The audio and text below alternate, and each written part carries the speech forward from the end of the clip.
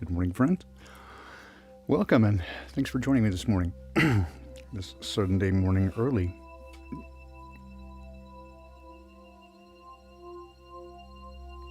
Hey, Winston, Kelly, Kurt, great to see you. Hey, Jenny, Michelle Waldo, David, great to see you, my friends. I had some questions about yesterday's program. I just wanted to address real quickly about the idea of the difference between, well, again, if someone is, hey, Karen, welcome, good to see you. The idea if someone isn't like serving your purpose or something, you just kick them out of your lives. No, that's not what I'm talking about, right? Heaven forbid. That's, again, I can't tell you what to do, and it's not my job to do that. But I can, again, give you my observation or direction, experience. It's like, no, I'm not talking about kicking people out of your life because they don't serve your purpose. Hey, ceiling fan man, except for him. No, I was kidding. But no, I mean, look, if there are toxic people in your life, you may need to get rid of them for your own benefit. If you feel like, again, they're continually encroaching on your boundaries, that if you don't have any, you need to set some, for sure. But if people ignore, mock, make fun of your boundaries, those people are probably harmful to you. So you may want to make some decisions about that. No, I'm talking about people who, otherwise, you might want in your life, but during this current circumstances wherein people are very polarized in their beliefs and they feel that people who have opposing or dissenting views are somehow their enemy. Again, it is not your responsibility to fix them or change them. You can only encourage them and be who you are. But sometimes, in order for you to maintain your own mental health and spiritual health, you need space. That's all. I'm not suggesting that you kick people to the curb on the regular. Sometimes it's necessary. My wife separated from her family many years ago, completely. I mean, changed her name and everything. When I first knew about that, I was like, whoa, that's, family's family, right? That's, ooh. But as I began to learn more about the situation over time, I think she probably chose properly for her. So again, who am I to tell other people what their circumstances are and what they should do with those? I can only offer, again, my experience and observations. And I'm willing to do that for those who want it. And you do with those exactly what you want. You can throw them in the trash. It's not going to offend me. It's okay. Because it's your life, right? And do with it as you will. But to that end, I must say, after a sip of this remarkable coffee I have here, hold on a moment. Oh, but man, that is good shit. Foxberry, you crack me up, man. Okay. God, almost lost my train of thought there. That coffee is pretty amazing. All right. So yes, I agree that this tribe is, to me, in many ways, stronger than familial bonds. And in part because we chose this, right? And we're drawn by the things that we see. So we have in common this mutually shared experience of seeing the world without the veil of bullshit that they put over our eyes. And so we're not making things up or imagining things to be a certain way. We simply see them as they are. I know me and my coffee, right? I can't help it. Sorry, Kurt. It's just a thing. It's just really good, and I can't help it. It's just good. Okay, so I wanted to get here. I have to, I would be remiss if I did not include this in this morning's program. Those of you who come regularly, which is most of you, I think, know that I have, over the last few months, been having some struggles with health, partly, in fact, largely, because I don't know what it is that's going on. I mean, I know what the symptoms are. Pretty ugly. No need to get too deeply into that, but it's GI related. It picks an end and it comes out unwantedly, mostly from the top end, and pretty regularly. And so trying to get all that figured out. Well, as most of you are in the same boat, we're not given to spending a lot of time in allopathic voodoo centers. But it's because I'm self-employed. I'm a contractor. I don't have insurance anymore because of the cost of insurance. And so doing a medical wild goose chase anyway was out of the question. Just simply don't have the financial resources to do that, besides the fact that I don't really trust them. But there are times, a trauma, certainly, you get a broken leg or a burn, that allopathic medicine in its current form can certainly do wonderful things in the right context. And while I have said numerous times, don't threaten me with a good time when it comes to choosing between this material life and my Creator, certainly I'm in no hurry to go jump like a lemming off the cliff. So, again, I've said before that if faced with some dread disease like, say I got colorectal cancer, stage 4, right? I probably wouldn't go through any extraordinary means of mitigation. I'd just say my farewell and be done. Well, I'll get to your question in a moment, Michelle, about RSO, because pretty remarkable, actually. So I wouldn't fight too hard. I mean, again, I'm not in a hurry to check out, but I'm not going to spend a ton of money and a bunch of energy to get a few extra months of bad living conditions. I'll pass. I'm not that addicted to this place. Anyway, so we've been trying a variety of things. There's clearly, a lot of suggestions from a bunch of great people. One of the things that Rose and I had talked about several times during this experience, because she had had some stuff going on as well, is that we're super grateful for all the people who give great advice. But one of the things that we notice is that, of course, we tend to give more credence to terrain theory, so it has a lot more to do with who, what the body chemistry you have is. There's not just an off-the-shelf solution for any of these issues. And so we can have very similar symptoms and presentations, but very different solutions. And what might work well for one doesn't work well for another.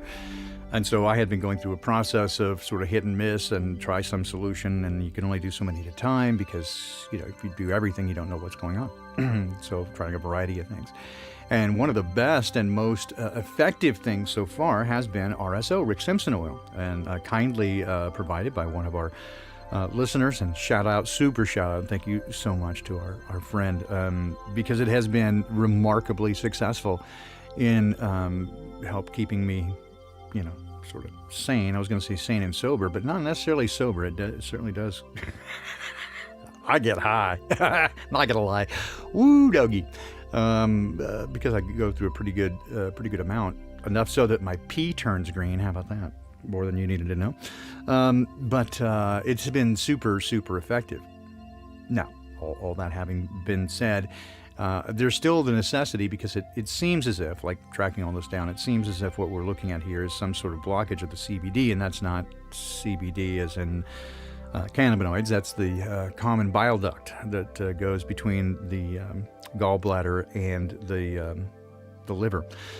And so as a result, the standard allopathic response is going to be, remove your gallbladder.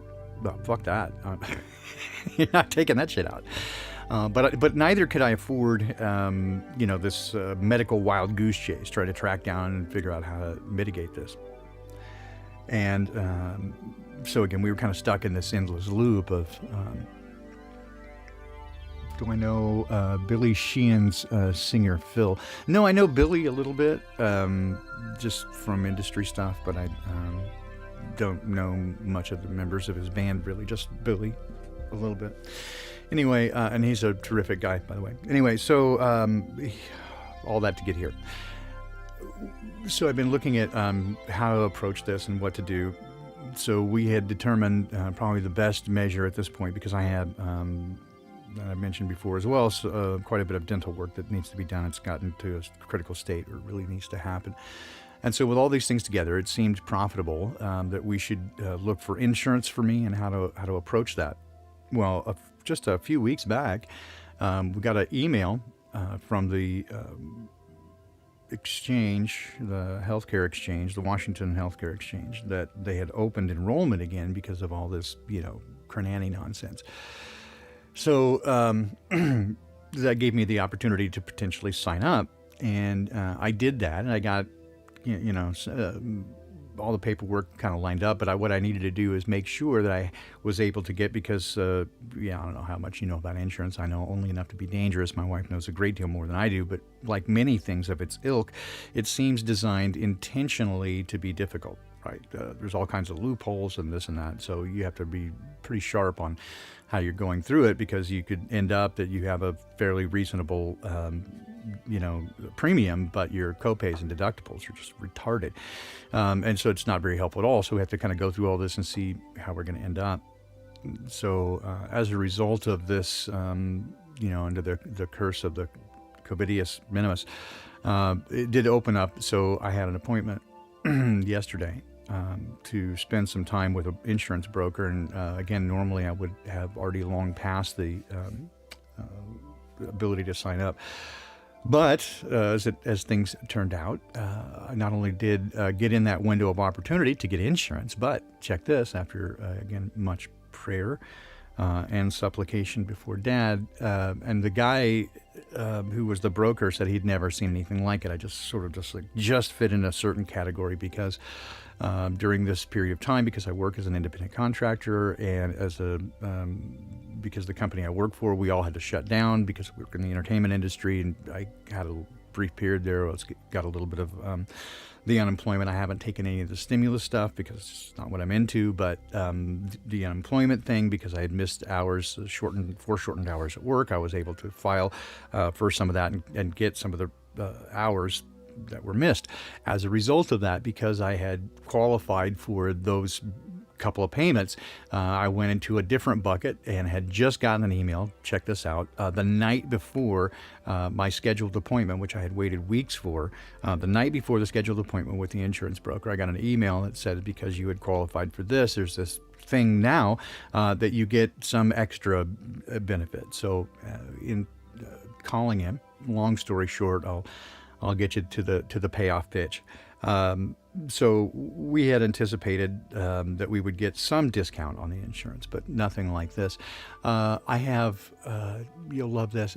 So some of the better insurance coverages cover between 60 and 70% of what they amortize out your anticipated healthcare costs to be, based on a number of different schedules. And so a good one, let's say a medium one, will cover somewhere between 60 to 70%. An excellent, a premium healthcare would cover around 80%. The coverage that I got actually covers 94% of all coverage. The total out-of-pocket expense is no more than $800, meaning I could have a head transplant and it wouldn't cost any more than $800. And my monthly premiums are like $1.64. I'm not kidding. It's like a token payment. And so essentially I got free insurance for the rest of the year, with a maximum out of pocket for $800. And so I had to take this moment and say, Dad, you are fucking awesome. I don't know how you did it. I don't know how you did it, but you're amazing. And similar things had happened with my wife and her circumstances, and we just got miracles, just on top of miracles. And again, the broker said he'd never seen anything in his life like he didn't understand, but it's all done. And so I got the paperwork emailed to me today. Of course, I can't really act on it until tomorrow, but coverage starts on June 1st, and so I can go get this stuff taken care of, figure out what the hell is going on exactly, get it done and get it over with. So I have to say thank you, Dad. there is no way that would have happened without supernatural intervention. And this is the God that I serve. So, give you that. All right. Let's take a look at Proverbs. That's why we're here, right? All right. Today is Proverbs. Today is May 9th. We'll do Proverbs 8 and 9 today. We'll do this from the Amplified Version. Does not wisdom call, and understanding lift up her voice? On the top of the heights beside the way where the paths meet, wisdom takes her stand. Beside the gate, at the entrance to the city, at the entrance to the door, she cries out, "To you, men, I call," and my voice is directed to the sons of men. You naive and inexperienced, those who are easily misled, understand prudence and seek astute common sense. And you, the closed-minded, self-confident fools, understand wisdom. Seek the insight and self-discipline that leads to godly living. Listen, for I'll speak excellent and noble things, and the opening of my lips will reveal right things, for my mouth will utter truth, and wickedness is repulsive and loathsome to my lips. All the words of my mouth are in righteousness, upright, and in right standing with God. There's nothing contrary to truth or perverted in them. They are all straightforward to him who understands, with an open and willing mind, and to those who find knowledge and live by it. Take my instruction rather than seeking silver, and take knowledge rather than choicest gold, for wisdom is better than rubies, and all desirable things cannot compare with her. Godly wisdom resides with prudence, good judgment, moral courage, and astute common sense. Find knowledge and discretion.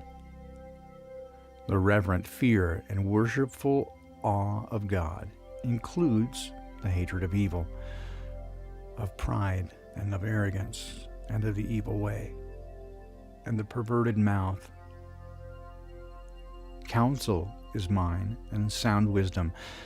I am understanding, and power and strength are mine.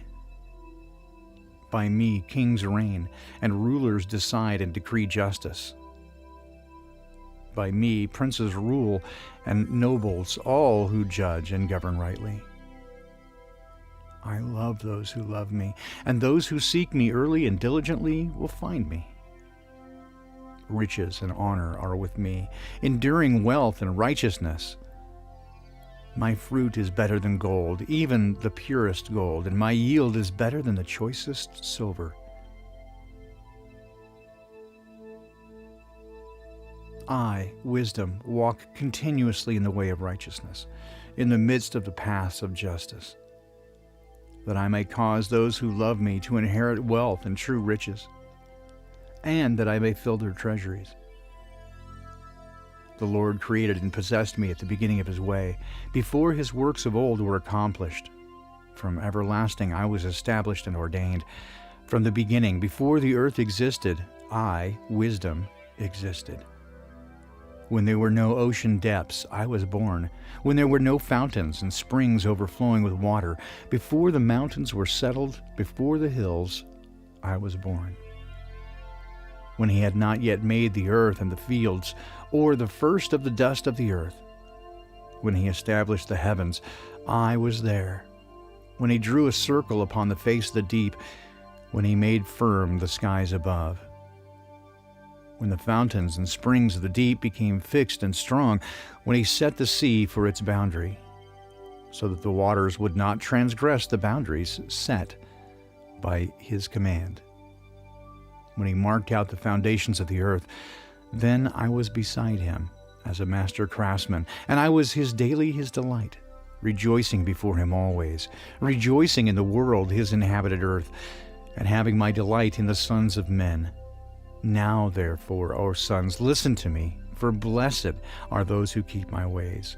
Heed instruction and be wise, and do not ignore or neglect it. Blessed is the man who listens to me, watching daily at my gates, waiting at my doorposts.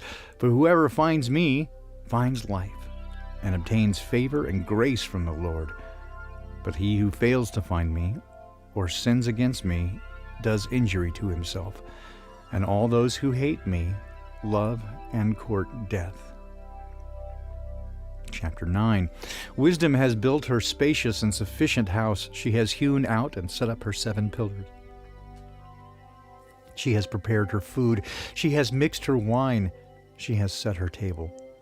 She has sent out her maidens. She calls from the highest places of the city. Whoever is naive or inexperienced, let him turn in here. As for him who lacks understanding, she says, come, eat my food and drink the wine I've mixed, and accept these gifts. Leave behind your foolishness and your foolishness, and live and walk in the way of insight and understanding. He who corrects and instructs a scoffer gets dishonor for himself, and he who rebukes a wicked man gets insults for himself. Just pause there for a moment. You think? This is why you don't cast pearls before swine or play chess with pigeons. Do not correct a scoffer who foolishly ridicules and takes no responsibility for his error, because he'll hate you. If you correct a wise man, he'll love you for it. If you give instruction to a wise man, he will become even wiser. You see, the reverent fear of the Lord, worshiping him and regarding him as truly awesome, this is the beginning and the preeminent part of wisdom, its very starting point and its very essence. And the knowledge of the Holy One is the beginning of understanding and spiritual insight. For by me, that is wisdom from God, your days will be multiplied, and the years of your life will be increased. If you are wise, you're wise for yourself, your own benefit. And if you scoff thoughtlessly, you alone will pay the penalty. A foolish woman is restless and noisy. She's naive and easily misled, thoughtless, knows nothing at all of things of internal value or importance. She sits at the doorway of her house, on a seat by the high and conspicuous places of the city, calling to those who pass by who are making their paths straight. Hey, you there, whoever's naive or inexperienced, come here. And to him who lacks understanding, she says, stolen waters are sweet because they're forbidden, and bread eaten in secret is pleasant. But he does not know that the spirits of the dead are there, and that her guests are already in the depths of Sheol, the place of the dead.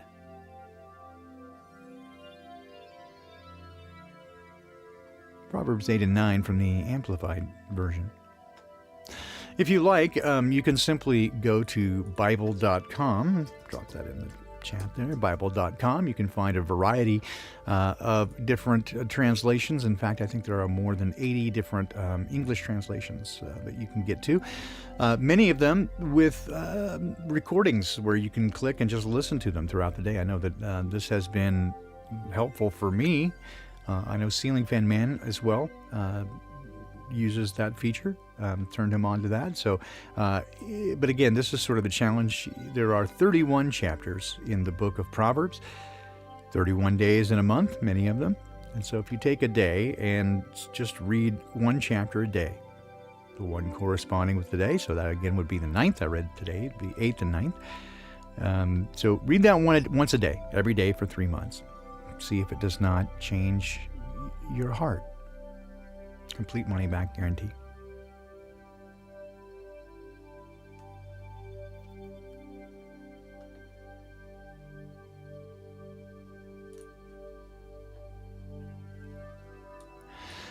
There were other thoughts. I think I was kind of disappointed when I finished yesterday's program because I think I felt like I was leaving things on the table. There were things that I had wanted to say or get to that I didn't. And yet, I think that all may be the way that it's supposed to be, right? I trust Dad with this stuff. And so kind of my point on both sides of this is if there are things I feel that I want to say or I had in mind to say, but I petitioned Dad before I began to direct me and to say the things that he would have me say. Often I get led into a corner I never would have imagined. sometimes it even turns out that somebody will send me an email or leave a message that was exactly what they needed to hear for the day. And so I trust Dad in that. But I trust him also enough to know that if there were things I'd intended to say and somehow I got guided away from it, then perhaps it wasn't meant for then or at all. Hi, Sue. How are you? Hey, long yav. Great to see you. So I just got to have to trust in that. And I also know that from time to time, I get notes that I've stepped on somebody's toes or said something they didn't appreciate. And again, it's never my intention to upset anyone. But as you know, it's not my way to go after people or accuse people of things or call people out as shills or attack other channels. It's not my thing. So, I don't know. I guess I just want to get to this place of saying that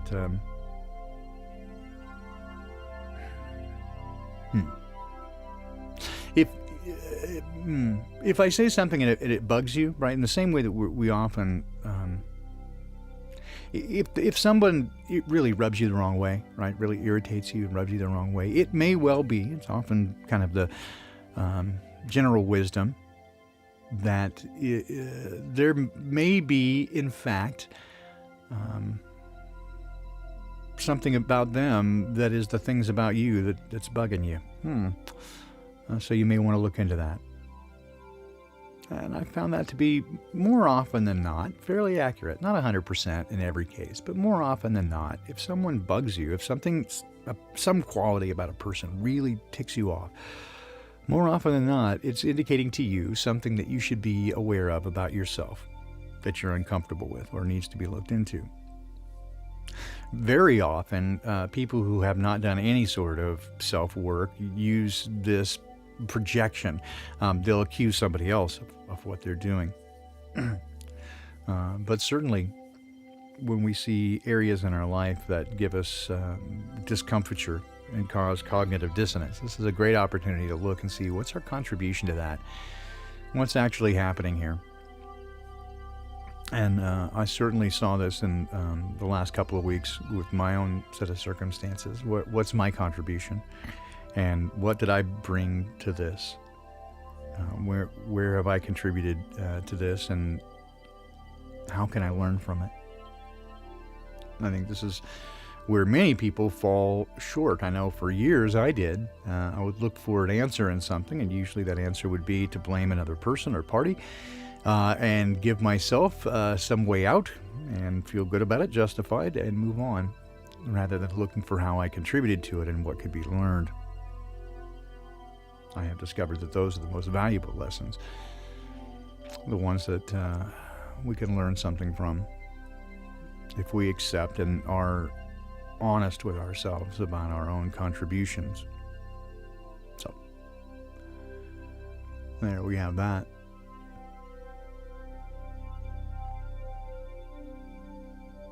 I'll be back this evening. It's an interesting topic. I don't know who yet I will have as guests. I have to make a shout out to a couple of folks and see if they're available. But while we're doing shout outs, let's just do this real quick. I want to say shout out to Daryl Davis. You know why, because you're a fucking rock star. Nemo, Loving the Light, Flat Earth Ship Bear, Josh, Corey. How are you, my friend? It's great to see you. I need to come visit you guys over at the Iron Realm. It's been a minute. Sue Finelli, Michelle Waldo, great to see you, my friends, as always. Loving the Light, good to see you too. Wanderer of the Zone, I love that name. It's awesome. Lewis, how are you, my friend? Fox Bear, always good to see you. David Vincent, it's great to see you as well. Always a pleasure to see my friends here. Fuck it, you guys are family now. So, there you go. Sorry, you're stuck with me.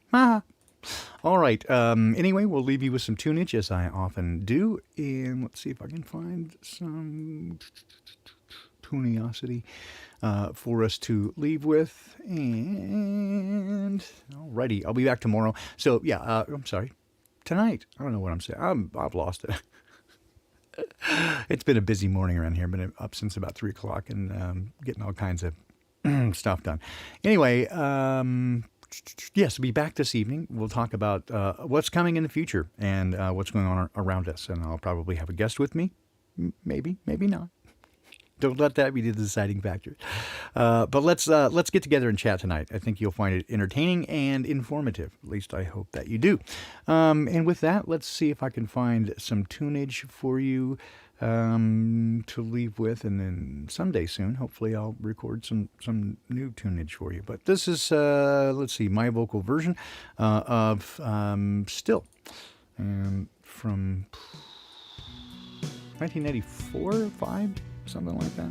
Anyway, hope you guys have a wonderful day. I'll be back at 5 p.m. Pacific time, 8 p.m. Eastern. Hope to see you then.